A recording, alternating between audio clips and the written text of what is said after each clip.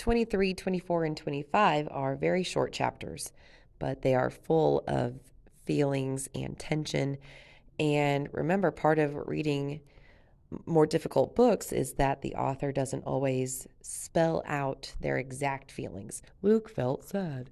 They make the reader look at the clues, maybe some body language from the character, or the tone of their voice, or goosebumps that they have, just different details about the situation and their actions that give hints to their feelings, which is only something that more mature readers and older kids can figure out. So let's see if you can get all the hints about all the feelings in these chapters. Chapter 23. Luke let the kitchen door slam behind him and didn't care. He was so mad his eyes blurred. The nerve of her saying, "I don't have time for you." Who did she think she was? He tramped up the stairs. She had always thought she was better than him, just because she was a baron, showing off her soda and her potato chips and her fancy computer. So what? It didn't mean she was special, just because her parents had a lot of money. It wasn't like she'd earned it or anything. Who was she anyway? Just some dumb old girl. He wished he'd never gone over there. All she did was brag, brag, brag, and show off. That's all the rally was, anyhow. Showing off. Hey, look, I'm a third child and I can go to the president's house and nobody'll hurt me. He hoped somebody shot her. That would show her. Luke stopped in the middle of pulling the attic door shut behind him. No. He took it back. He didn't want anyone to shoot her. His knees went weak, and he had to sit down on the stairs. All his anger suddenly turned to fear. What if someone did shoot her? He remembered the sign she had asked if he wanted to carry. Give me liberty or give me death. Was she serious? Did she expect to... He stopped himself before thinking the rest. What if she never came back? He should go, if only to protect Jen. But he couldn't. Luke buried his face in his hands, trying to hide from his own thoughts. Mother found him there, hours later, still crouched on the stairs. Luke, were you getting impatient waiting for me to get home? Did you have a nice day? Luke stared at her, as though she were a vision from another life. He started, ready to spill everything. He couldn't hold it all in. Mother felt his forehead. Are you sick? You're so pale. I worry about you, Luke, all day long. But then I remind myself, you're safe here at home, out of harm's way. She gave him a weary smile and ruffled his hair. Luke swallowed hard and recovered himself. What was he thinking? He couldn't tell anyone about Jen. He couldn't betray her. I'm fine, he lied. I just haven't been out in the sun for a while, remember? Not that I'm complaining, of course, he added hastily. Hiding again. So Luke's feelings are all over the place. He's furious with Jen for how she spoke to him. Maybe there's a little guilt mixed in there for still not being able to go, and not even really considering it. As soon as he thinks of a reason why he should go, it's just, but he can't. Then, instant regret when he gets so mad he says something that he totally doesn't mean, so he backpedals there and then thinks, oh my God, what if that does end up happening? What if, I keep saying it's dangerous, but what if it's actually dangerous and she actually can't come back? Or she loves it so much out in the world, I don't know, she chooses not to come back. Then it's kind of crazy to think about everything going on in his head compared to what mom imagines is going on. There's so much going on that she just doesn't know about. And once again, Luke covers it up and lies about how he's fine when we know as the reader it's absolutely not fine. Chapter 24. For 3 days, Luke agonized. Sometimes he decided he had to stop Jen, to persuade her not to go. Sometimes he decided he ought to go with her. Sometimes he was mad again and thought he should just stalk over there and demand an apology. But anything he might do required seeing Jen. And that wasn't possible. It poured every day, the rain coming down in long, dreary sheets that made Luke feel worse as he watched from the attic vents. Downstairs, he could hear Dad stomping around, muttering every now and then about the time and topsoil being lost with every raindrop. Luke felt like a prisoner. Thursday night, he went to bed convinced he'd never be able to sleep for imagining Jen and the others in her car, getting further and further from him and closer to danger. But he must have dozed off because he woke to total darkness. His heart pounded. He was sweaty. Had he dreamed something? Had he heard something? A floorboard creaked. His ears roared as he tried to listen. Was that someone else's breath or just his own, loud and scared? A beam of light swept across his face. "Luke," a whisper. Luke bolted up in bed. "Jen, is that you?" She switched off her flashlight. "Yes. Thought I'd kill myself coming up your stairs. Why didn't you tell me they were so narrow?" She sounded like the same old Jen. Not mad, not crazy.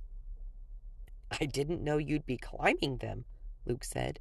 It was insane to be talking about stairs now, in the middle of the night, in his room. Every word either of them spoke was dangerous. Mother was a light sleeper. But Luke was delighted not to be moving on, not to be talking about what Jen had really come to talk about. "Your parents didn't lock your doors," Jen said. She seemed to be stalling, too. "Guess I'm lucky the government outlawed pets. Didn't farmers always used to keep big guard dogs that would chomp people's heads off in one bite?" Luke shrugged, then remembered Jen couldn't see him in the dark. "Jen, He wasn't sure what he was going to say until he said it. "I still can't go. I'm sorry.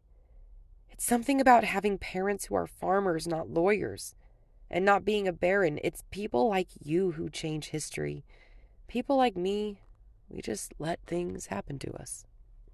"No, you're wrong. You can make things happen." Luke sensed rather than saw Jen shaking her head. Even in the dark, he could visualize each precisely cut strand of hair bouncing and falling back into place. "I'm sorry," she continued. "I didn't come here to harp at you. This is dangerous, and no one should go unwillingly. I was too hard on you the other day. I just wanted to say you've been a good friend. I'll miss you." "But you'll be back," Luke said. "Tomorrow or the next day after the rally. I'll be over to visit. If your rally works, I'll be walking in the front door." "We can hope," Jen said softly. Her voice faded away. "Goodbye, Luke." The only thing I will say is I'm going to let you decide, but it is interesting that after snapping that quote at him about how hope is pointless, it only matters if you actually do something. Do you think it is important that she said we can hope? So Jen is off to the rally, and Luke ended up staying behind. Chapter 25. Luke lay awake the rest of the night. At first light, he got up and quietly scrubbed away the mud Jen had tracked in and up the stairs. Trust her not to think about mud. He fervently hoped she had thought of all the details about the rally. Luke was just finishing the last of the kitchen floor when he heard the toilet flushing upstairs. He hid the muddy rags in the trash and scrambled back to his place on the stairs just in time to meet Mother coming down. "Morning, early bird," she yawned. "Were you up during the night? I thought I heard something." "I had trouble sleeping," Luke said, truthfully. Mother yawned again. "And you're up early. Feeling okay?" "Just hungry," Luke said. But he picked at his food. Everything he ate stuck in his throat. There's one of those big kid feeling sections again, where it doesn't exactly tell you how he feels, but you know when you're upset, you get like a lump in your throat. So we can tell that Luke is upset because when he's eating, he can barely swallow the food because it gets stuck in his throat. So you know he must be nervous, upset, tense. After the rest of his family left, he risked sneaking over and turning the radio on low. There were weather reports and commercials for soybean seed and lots of music. Come on, he muttered, keeping one eye on the side window watching for Dad. Finally, the radio voice announced the news. Someone's cattle had gotten out and caused a minor car wreck. Nobody hurt. A government spokesman predicted a poor planting season because of all the rain. Nothing about the rally. Dad came back toward the house. Luke snapped off the radio and bolted for the stairs. At lunch, Dad forgot to turn the radio on, and Luke had to remind him. The announcer promised a big story after the commercials. His sandwich gone, Dad reached over to turn the radio off. No, wait, Luke said. This might be interesting. Dad humphed, but waited. The announcer came back. He cleared his throat and declared that new government statistics proved last year's alfalfa harvest had set a record for the decade. It was like that for days. Luke kept waiting, desperate to hear anything, but the few times he could get to the radio, it said nothing. Every time Dad left the house for any length of time, Luke switched on the light by the back door, his old signal to Jen. He stared so hard, willing her answering light to go on, that he thought he would go blind. But there was nothing. He took to watching her house as obsessively as he had when he had first discovered her existence. There was no sign of her. The rest of her family came and went as usual. Did they look sadder? Happy? Worried? At peace? From a distance, he couldn't tell. He got so desperate, he asked Mother if she'd thought about going over to visit the new neighbors to welcome them to the area. She looked at him as if he were deranged. They've been there for months. They're hardly new anymore, and they're barrens. She laughed in a way that didn't hide her bitterness. Believe me, they don't want us visiting. And what was she supposed to do? Say, nice to meet you. Now tell me everything about the child you never talk about. After a week, Luke did feel deranged. Every time anyone spoke to him, he jumped.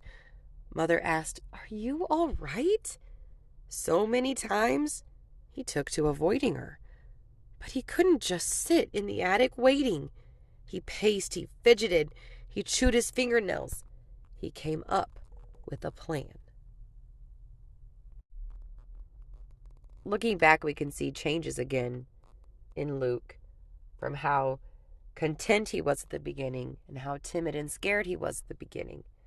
Then he became less content with waiting, and he was still scared and nervous, but then he took some brave steps to go to Jen's house, and he learned so many new things and got even braver going on over there.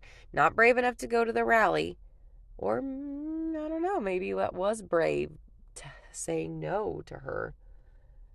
But now he's so bothered by waiting for her, and he's so worried about her. He's taking action. He's making a plan. He knows what he needs to do. He's not just going to sit there and wait anymore. So when you look at the whole novel all together, you can see all the changes in Luke.